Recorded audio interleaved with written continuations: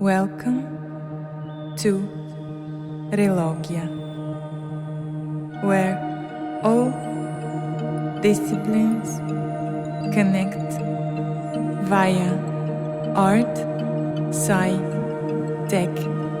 trialogues. I am RELOGIA. Do not look for me. Don't stare at me. Enter me.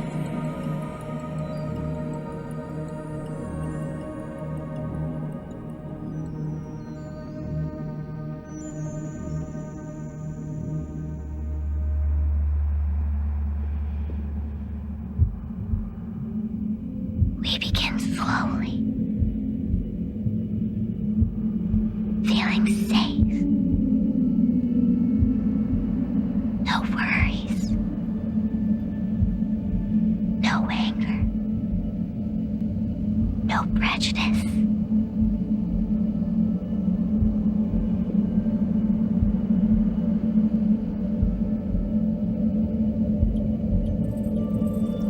Everything is special, new, wants to be discovered. What a wondrous world.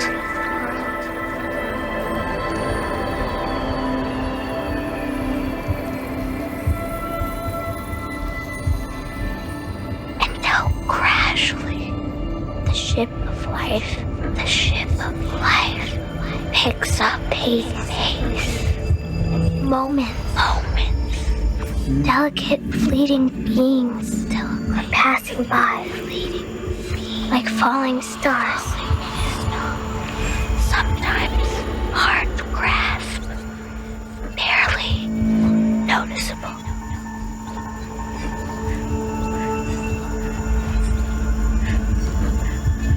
Always in a hurry, we become unable to discern. Elusive like fire from honest heart's desire. We are rushing, driven by artificially raised needs and anonymous illusions, causing anxieties, preventing inner peace.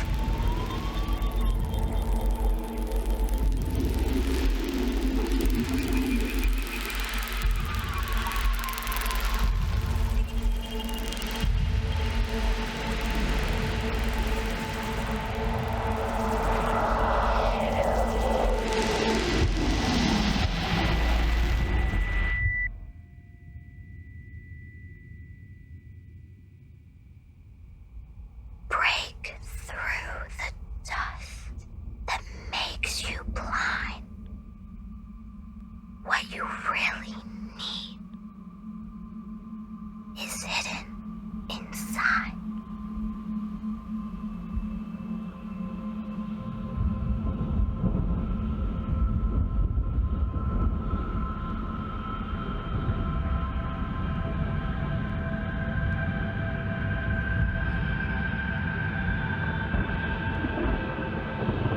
You are gifted every moment with life's most precious achievement. A conscious mind enabling you to sense and hold within the universe's boundless beauty.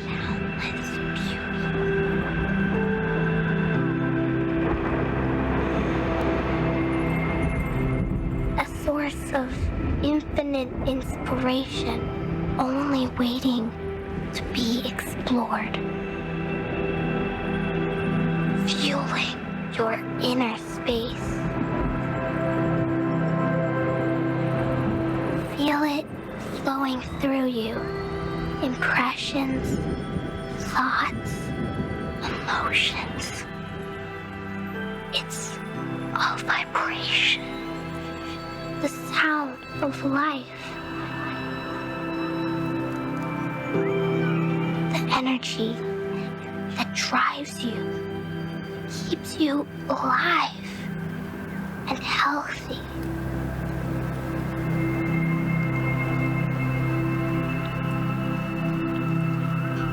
Feel secure in Mother Nature's care, enlivened by her warmth, and let your mind be nourished by her beauty.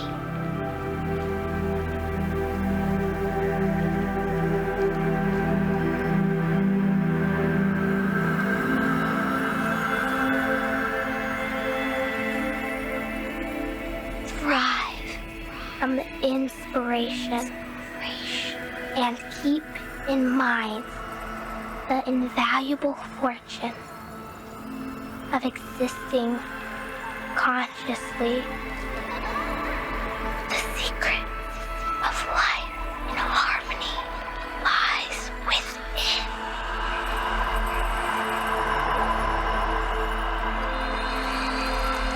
An open, esteeming mind is like a window, enabling you to see the world through the wondering eyes of a child. Use your precious gift within to sense the beauty in every little thing.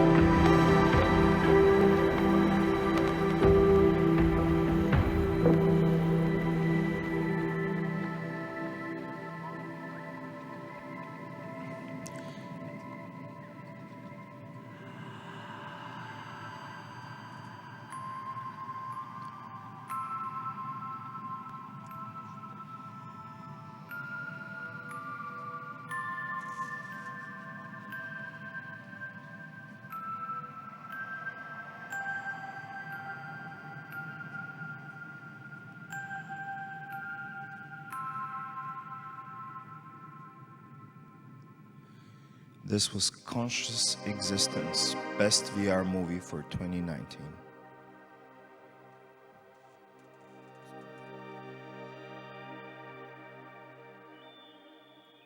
You learn, you teach, you experiment, you fear, you give each other courage, you conquer new horizons, you gain strength and confidence, you build bridges, you win, you lose, you conquer each other, you evolve, open, aspiring, curious, confident, insightful, and perceptive, cross-connecting art, science, technology. Day 2. STEAM, Science, Technology, Engineering, Arts, and Math. STEAM with Education and Research, Call for Action. STEAM, the future of education, research, educating teachers, lifelong education. Projects, proposals, presentations.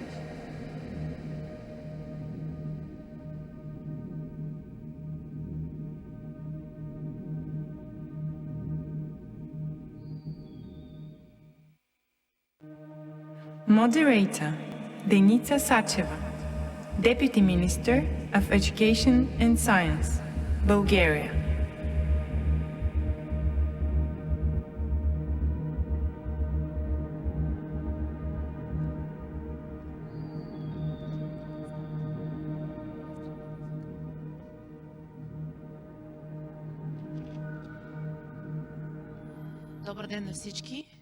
Good morning, everyone. I hope that you were inspired by this video to hold an interesting session. I'll invite the rest of the panel to the stage. The working language will be English. So, Mr. Gert Alsberg, coordinator of the European STEM platform, could you come up on stage, please?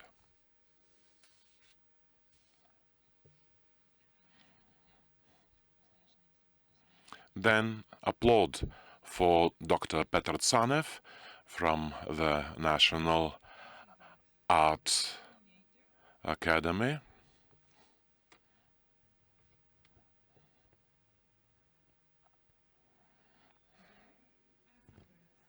Coordinator, EU STEAM Coalition, the Netherlands.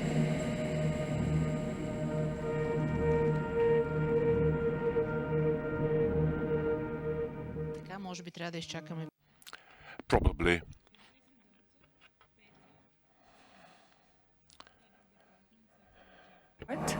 Art education and general subject. National Academy of Art, Sofia, Bulgaria.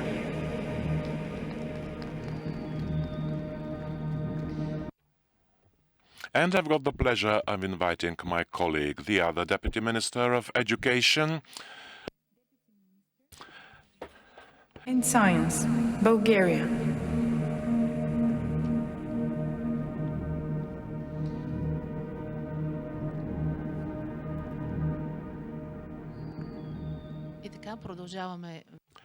So, we'll carry on in English because this is the working language of the panel. This panel, he's coordinator of the STEM Coalition, an EU-wide network of national STEM platforms. He's going to tell us more about the platform. I'm happy to say that Bulgaria is a member of this platform with our representative, Professor Kostadin Kostadinov, who is the advisor of our Minister on Science. Gert, please, you have the floor.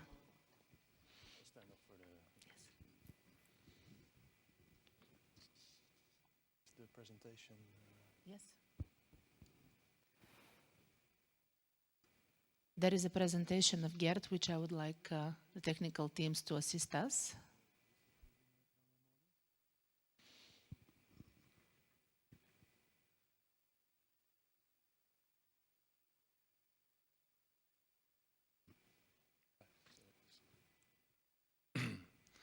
Good morning. My name is GEERT ASSELBERGS and I'm the coordinator of the EU STEM Coalition. First of all, I would like to say thanks to the organization and especially to Svetlana for the opportunity to present our network here at the conference.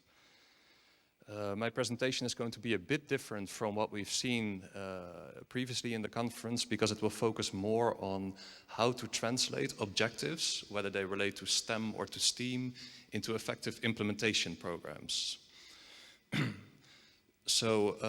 In my presentation, I will give a brief introduction into the EU STEM Coalition, some of the key challenges related to skills mismatch in STEM that we see on the level of the member states, and how the EU STEM Coalition contributes to developing effective solutions to these challenges. So first of all, for those who never heard of the EU STEM Coalition, this is a network of national STEM platforms focused on reducing skills mismatch between STEM education and the labor market. So the members of the network are national STEM platforms, and these are organizations that have a coordinating role in the implementation of the national, or in some cases regional, strategy for STEM. And it varies from country to country what kind of organizations these are. Sometimes it's organizations that are specifically created for this purpose. But we also have members that are, for instance, research foundations, university networks, regional authorities, and so on. But typically, they all focus on facilitating the cooperation between the triple helix of education providers, government, and industry throughout the education chain. So from primary education all the way up to the labor market. So to illustrate the role of the STEM platform a bit further, I included a slide on the role of the STEM platform in the Netherlands, which is where I am based. And this is not to give a complete overview of what is happening there, but just to give a bit of a few examples of the different levels on which this triple helix cooperation takes place. So in the Netherlands, triple helix cooperation basically takes place on 3 different levels. First of all, the level of the national strategy. We have the Dutch National Technology Pact, which basically sets out the national broad objectives for STEM.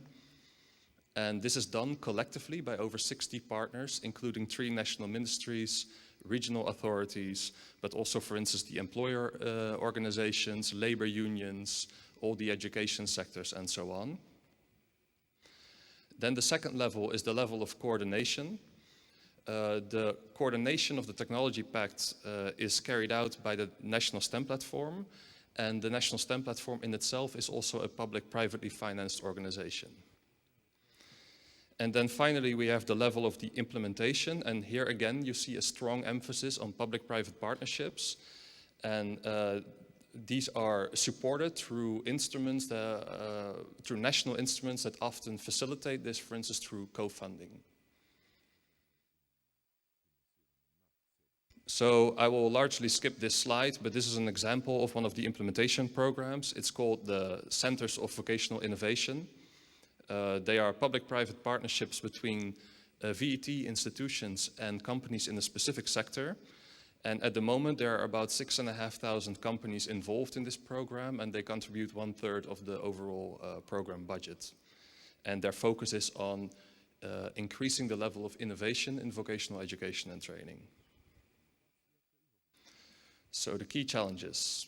Well, the key challenge, of course, is skills mismatch. And skills mismatch has both a quantitative dimension and a qualitative dimension. And the quantitative dimension refers to the shortages of the number of STEM-skilled people. And the qualitative dimension refers to the mismatch between the skills of recent graduates and the needs of employers. So in our network, we see that member states and regions and a lot of other stakeholders have responded in a wide variety of ways to this problem. And what we can learn here basically is that there's no one-size-fits-all solution to this problem. And there are a lot of reasons for this, but I would like to highlight just 3 dimensions that are especially relevant from the perspective of the STEM platform. And these are, first of all, the regional dimension. So we see a wide variety in what is needed in terms of interventions on the regional level to achieve a specific national objective. And this is also true for labor market demand. So if we look, for instance, at the spread and the number of ICT vacancies in the labor market, we can see that they are highly concentrated in specific areas of the country. And this is not only true in the Netherlands, but this is also true in countries like Spain, for example. The second dimension is the lack of coordination and the fragmentation of initiatives. So we see that in a lot of countries there is a huge amount of initiatives up until the level of the individual schools and companies focused at STEM, STEM promotion, girls in STEM, STEAM, and so on. But what is often lacking is a level of coordination. And to name one example, in the Netherlands we were recently quite successful in increasing STEM uptake in upper secondary education among girls, but this does not necessarily translate into these girls going into STEM or ICT jobs later on. So here we need more coordination between what happens on the primary and the secondary education level, and then what happens further on in the education chain. And the final dimension that I would like to highlight are the rapidly changing labor market demands. These are of course caused by the new technologies and the increasing pace of new technological developments. And what we see here is that basically just updating the curriculum is no longer sufficient, because updating the curriculum usually takes multiple years, if not longer. And by the time you have completed that, things will have moved on to the next phase. So what we need on top of that is also a more systemic change towards, you could say, more structural cooperation, in particular between education providers and industry, but also towards new models of delivering education with maybe a broader focus, concepts like STEAM. There are a lot of different things that we can think about, including some that were discussed yesterday during the sessions. So how does the EU STEM Coalition contribute to developing these solutions? Well, as a network, we basically do two things. We facilitate best practice sharing between the national STEM platforms. So you can imagine that these organizations have an interest in knowing how similar problems are addressed in other countries. And we also provide direct support in the development of new approaches, and we call these task forces, and they can take many different shapes, but usually they involve bringing relevant experts from one country to the other. So I listed some of the results. In the past, these actions have contributed to the development of new national strategies, including the Danish Technology Pact, which was based on the Dutch Technology Pact model, new platform organizations, and also new implementation programs. And sometimes we also see that EU-level developments, like the Centers of Vocational Excellence, take into account existing national best practices. And so, for example, this initiative, the Centers of Vocational Excellence, was partially based on the Centers of Vocational Innovation in the Netherlands that I mentioned before. And just to explain the pictures, the one in the bottom are the 4 Danish ministers launching the Technology Pact in Denmark. And the picture above was one of the work sessions we had in France with the French Minister of Education. So what are the next steps for the network?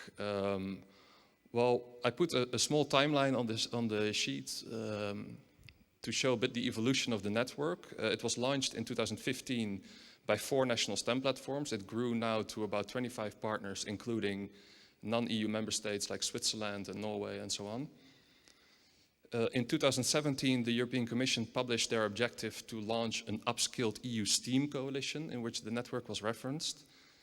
And in the same period, we saw an increasing demand for support, and not only an increasing number of requests, but also a broadening of the type of requests that we get.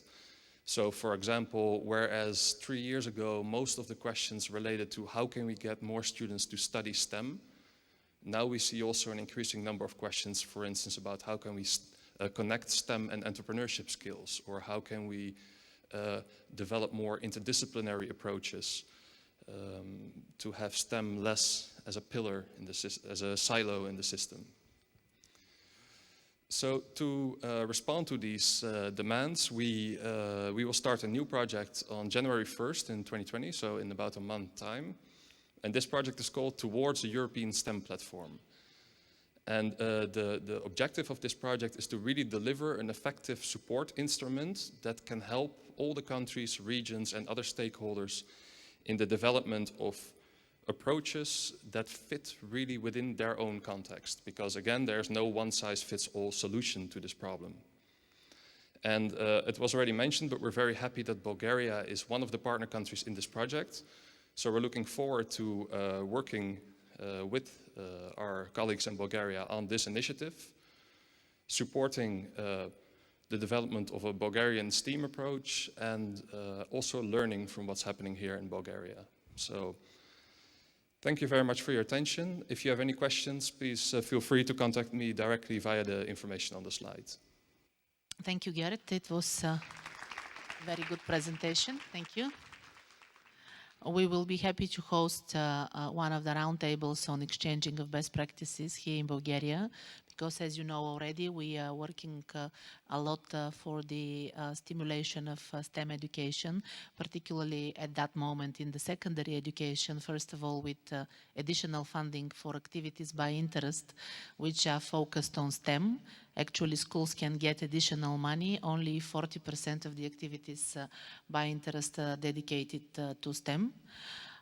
And in addition to that, in the last 2 years, we do a lot to make the relation between education and culture. Even this conference is organized in partnership with the Ministry of Culture. We are funding museums, theaters, and from next year, libraries will be added on to become also classrooms, so that certain classes can be taught in cooperation with cultural institutions.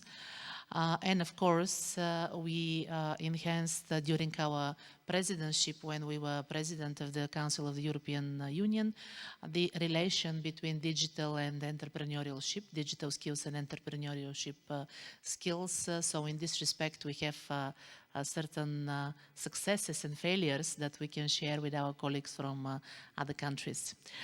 And having said that, I would like to give the floor to Professor Petr TZANEV, who is from the National Academy of Arts, head of the Department of Psychology of Art and Art Education, author of a number of books, professor at the Academy, and I would like to ask you to share with us why the National Arts Academy became a sort of a trailblazer for this, to try to make the link between science, technology and arts, and with this to be one of the pioneers in the country for the higher education.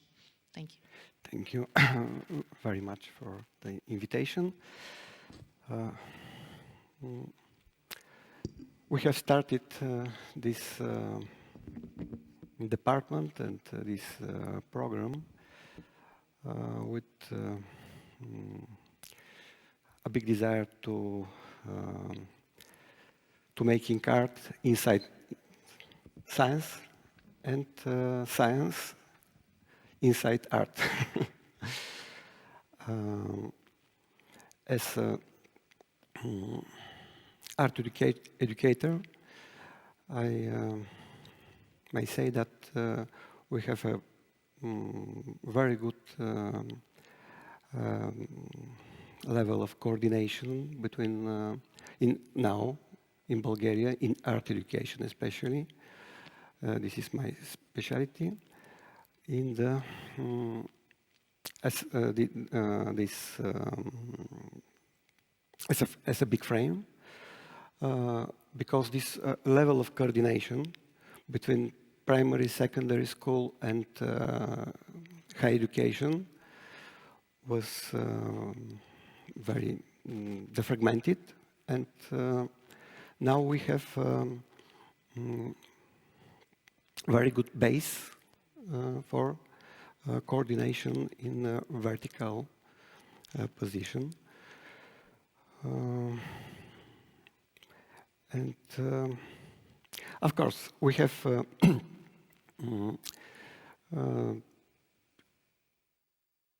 all we know that this convergence between art, science and technology didn't happen Yet in art, there is a very strong divide between digital art, electronic arts, and fine arts. In our academy, we trying to incorporate in bachelor, master, and PhD students programs this inner coordination between art and craft, art and design, and art and digital creative environments.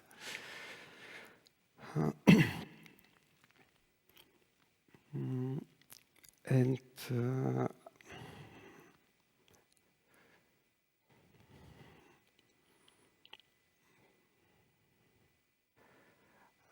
this very modern program that we now have with electronic arts, digital arts, and in our primary and secondary education, this year was the first time we have arts in to 10th class, because and I occasionally told my students that now we have a better program in secondary school about theory of art than in art academy. Because theory of art in academy and in high schools are mainly based on history of art. In secondary school, we have a program with a very good network of theory of art, psychology and art, religious and art, philosophy and art. It's topic-based art education. It's absolutely new for us this year. And it's a great challenge for our students and for all of us. Thank you. Thank you. Thank you. I wish you all success to this module, because it's really an innovation in the higher education here, and we will be happy to see you next year when you can share what are the first experience from this challenge. Let me give the floor to my colleague KARINA ANGELIEVA. She's her CV could last for a long time if I have to read the whole page of her different specialities and activities that she has done, but she has more than 10 years of experience of variety of different projects and development of policies in the area of research and innovation. She used to be our head of sector of education and research in the permanent representation in Brussels, and currently she is responsible for science and innovation in the ministry. She is also the founder of the Club of the Young Scientists, and she is a great supporter of all young people in Bulgaria who would like to dedicate their future professions in the area of science and research. From KARINA, we would expect to hear a little bit more about the future plans of the Horizon 2020-2030 program, as well as maybe she would like to share with us some highlights about a new EU project, Expressia Pan-EU project. So please, KARINA, you have the floor. Thank you, DENITZA, and welcome everybody to this conference that took us a long time to organize, but I'm very happy that we had such a great lecturer from all around the world and such a great audience.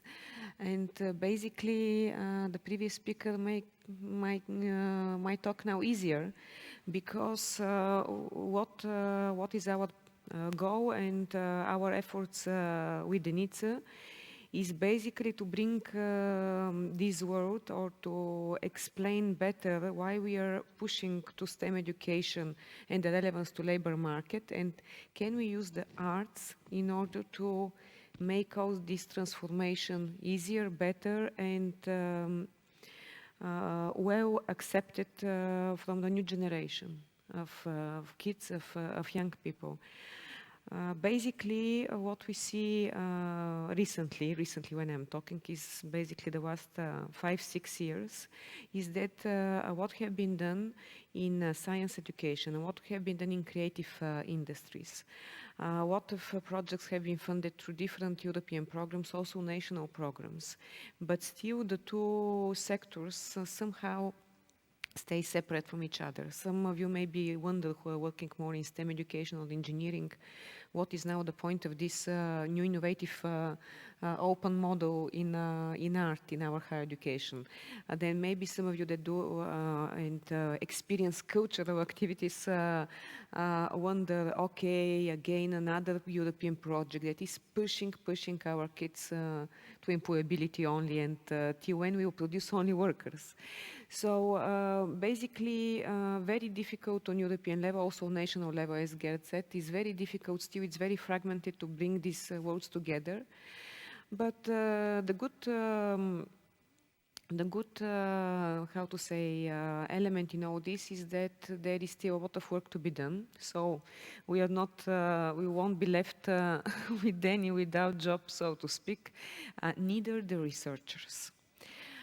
After so many years, now it's very high on the agenda of the European Union. Again, the topic, how we can bring the worlds of research and education together, something that was artificially split in the years. And we see in the new commissioner designated, basically the Bulgarian commissioner, Maria Gabriel, that for the first time the European Union put this portfolio together, education and research. And this motivates us preparing this conference indeed to think about what we can propose from RELOGIA on the agenda of the new commissioner, because the plans of the commission is next year to propose a revamp of the education skills plan. And the idea is indeed to somehow bring this coordination between Erasmus and between the new research project Horizon Europe together.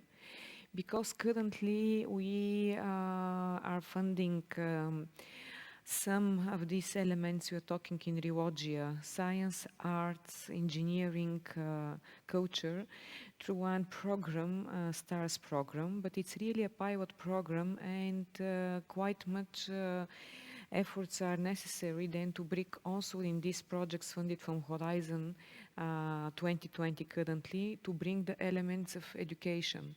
And more we see as policymakers that basically it's very difficult when we are doing research and science and we are investing a huge amount of money in developing new type of medicine, pills or technologies, to explain this to society or to prepare the young generation to have interest in this. Because it's one thing to make kids interested and curious and more involved in class. It's another thing to keep this interest to studies and basically to involve students in such difficult disciplines as mathematics, physics, chemistry, biology. It's quite a lot of efforts.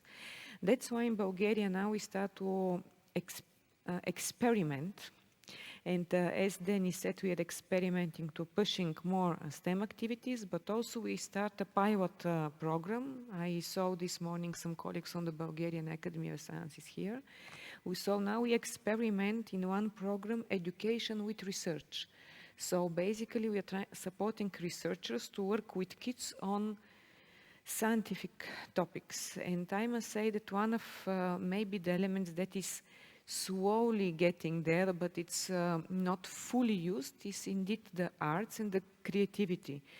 The researchers themselves now experience that this is the only way to involve kids in really high level of technologies and scientific studies, but it's still difficult.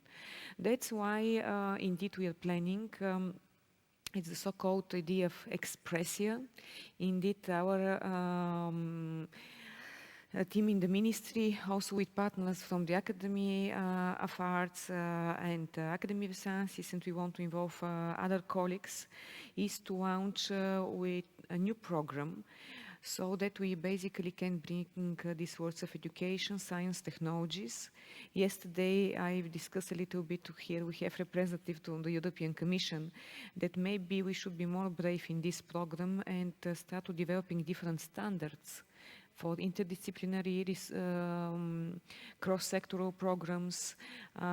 We need standards to measure the quality and the impact of these new education programs. But on the other hand, we really need to maybe reconsider, and when we are talking for this STEM education and key competencies, also to reconsider and to invest a little bit more in the emotional and socially emotional aspect of the education. Maybe we need a kind of a new standard or a recommendation in this area, because indeed Europe is suffering currently for,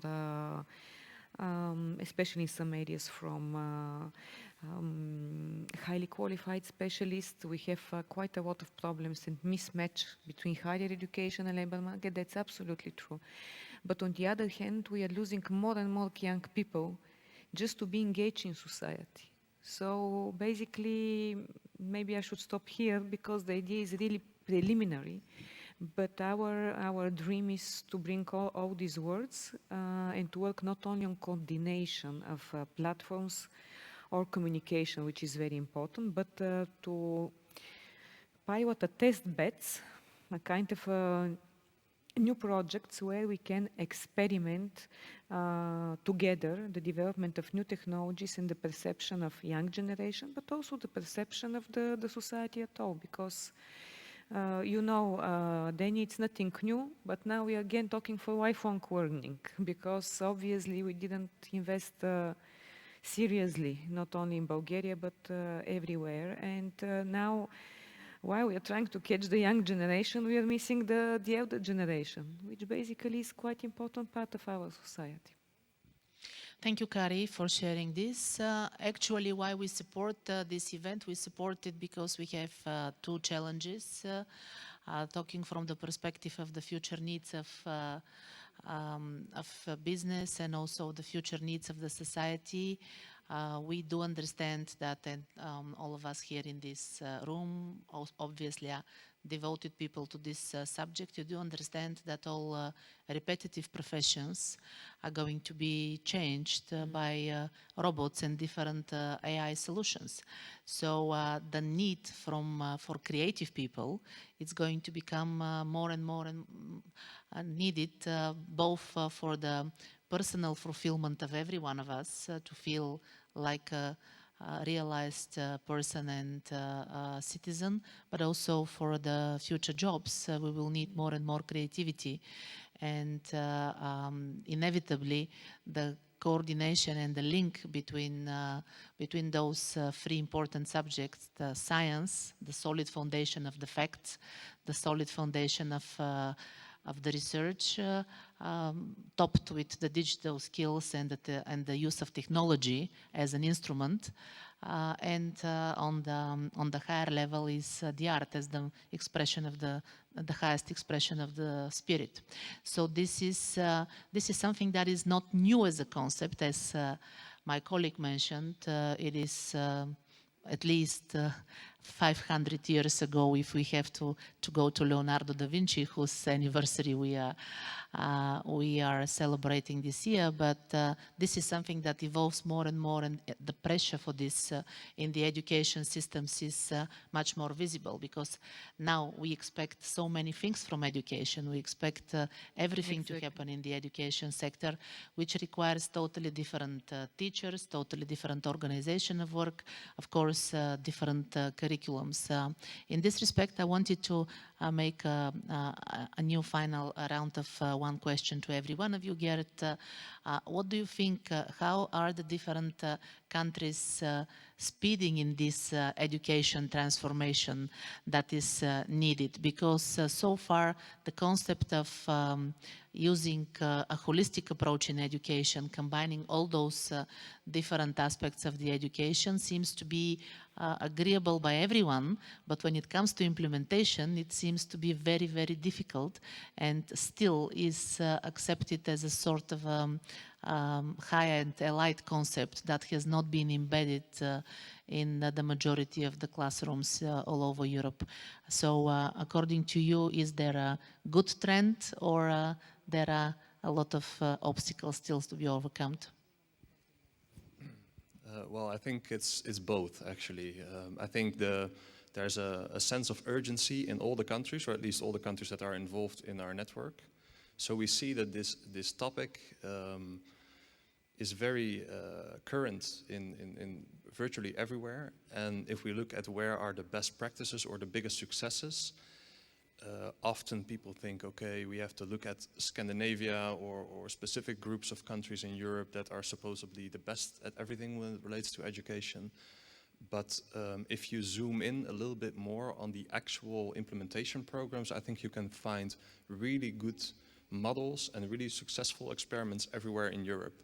So to name one example, for instance, some regions in France are doing really well with different apprenticeship models, or in the Basque Country in Spain, we see very advanced public-private partnerships in vocational education and training. So I think there are good practices to be found everywhere throughout Europe. The next challenge, I think, for all countries will really be mainstreaming these successful approaches and doing that as fast as possible. And one way to do that, I think, would be to really look at what best practices are already there that we can learn from, so to shorten our own learning curves here. Thank you. My question to the Professor TZANEV is going to be a more creative one.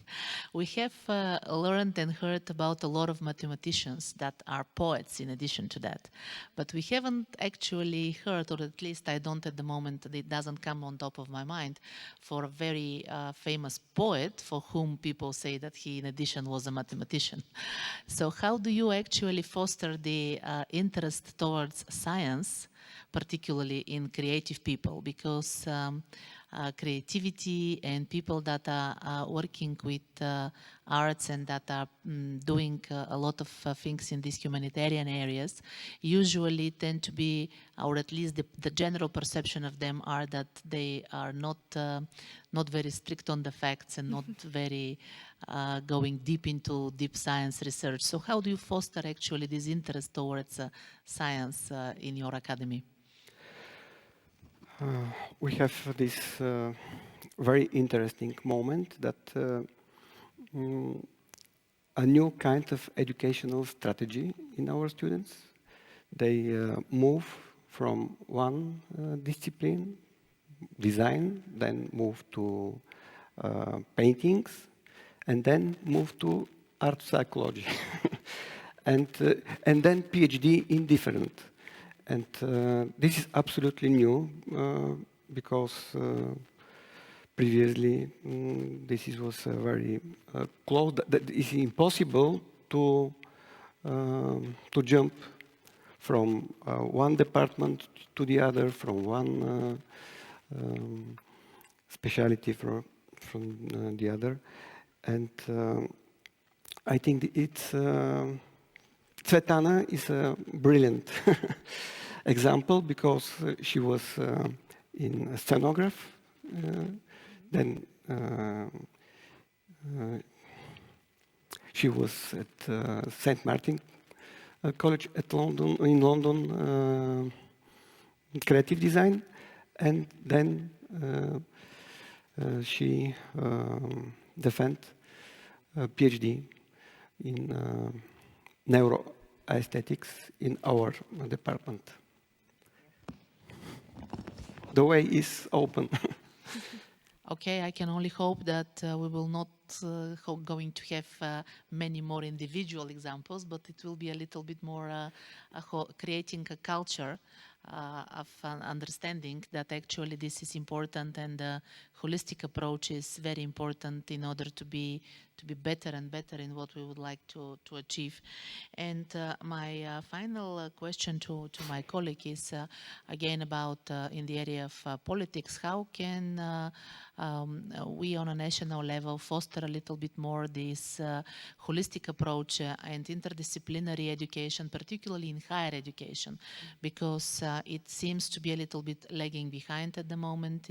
As I mentioned, we have a lot of initiatives in the secondary education, a lot of projects that have been dedicated, funded both with national funding and also by money of the European Union. We just started a brand new project of 50 million euro for digitalization of the secondary education.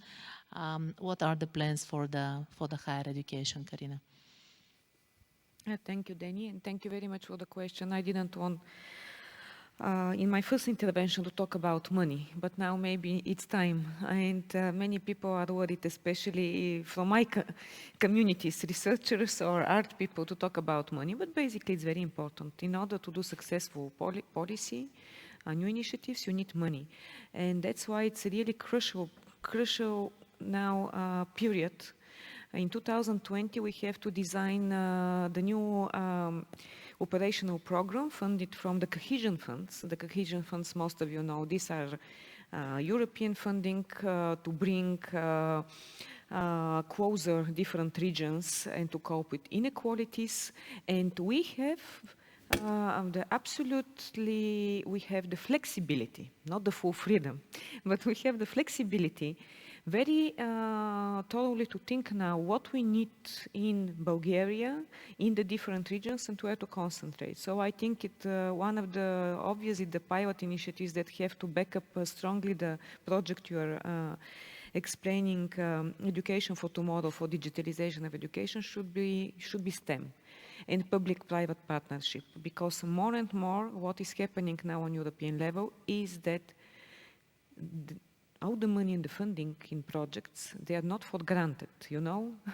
So the idea and the sustainability now we see is when there is a public-private partnership, there is a co-funding from the government, but there is also co-funding from industry, and there is co-funding from European program.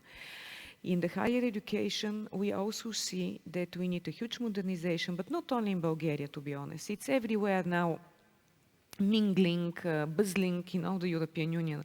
What will be really the role of the universities? Because not only as a research and innovation hubs, but also as a space they can provide really and disrupt the regional environment or to help the society.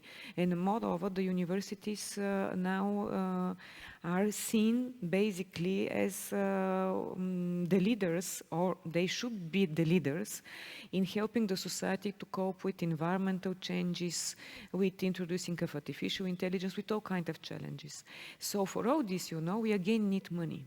And our, so to speak, political fight on European level is not to leave anyone aside. There is a huge concentration in some of the European countries, and there is a huge periphery in the European Union where we are lagging behind in participation in different European networks and absorbing European funding. For example, Horizon 2020, you ask me. Basically, new member states are participating with less than 8% in this program. So you see, it's impossible to think now till 2030, all the European leaders to unite behind the same goals, but then when we are talking about funding, to see that there are these huge mismatches. That's why I think that now is a very important moment to call that on a new initiative, not only to the Commissioner, but to the other member states, but also to stakeholders, that we unite and we really very carefully design the new program Horizon Europe, which we expect to be around 100 billion euro. The new Erasmus program that will be double to foster these European university networks, to involve all the universities around Europe, but also to provide some funding to experiments. Because what Peter said is very interesting, but I like the idea of DENITZA.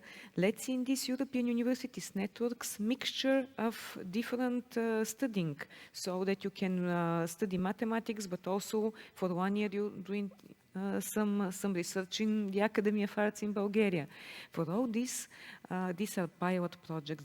There is a huge risk to fail, which is not bad, no? It's good to fail sometimes, and for this we need more money, but also involvement of different partners in Europe, because we are also talking for increasing of multicultural environment, and we can't create more and more in Europe these close clubs and then complain why our societies are getting nationalistic, or our societies are getting populistic, and then we wonder what's going on. So I believe that we need more funding, we need a better distribution of money across all the European Union, and thirdly, we need to open these programs to new stakeholders. I'm not saying in Bulgaria we don't have our homework. We should redesign in Bulgaria how we can foster public-private partnership in education, in higher education, which is not the case currently. But on European level, why not to involve citizens in research, artists in doing and playing with different education models, so to bring a kind of cross-section between all these European funding instruments. So this is my call for action. Okay, thank you very much to all the panelists and to you in the audience for being with us and for giving a little bit of your attention to the topics that we would like to present. We are living in times where we have more and more digital literate and digital illiterate people. We are working in an era where we have a lot of people that are very advanced, and at the same time they are very in a great hurry to know more, to embrace more and more technologies. But unfortunately, we have also people that are second and even sometimes third generation of illiterate people. So in this context, we have basically two possibilities. One possibility is to continue and create a sort of a digital Babylon when everybody talks different languages and nobody understands the other one. Or we can use, as politicians and as people working in the educational institutions, we can use the new possibilities to try to deliver technologies as an instrument to the students, but at the same time to free more money and more time to people so that they can get a little bit more to the old Renaissance times and to think a little bit more about how to be more humans and how to self-develop themselves. So whether it's going to be a Babylon or a Renaissance, it depends on all of us, on us as politicians, on you as educators, teachers, professors, and only fans of the idea. And we will be very happy if all together, all the people here in this room, we continue to be ambassadors of the ideas and visions of the STEM education in the future. So thank you very much for your participation in the panel, and let's give a round of applause to our panelists.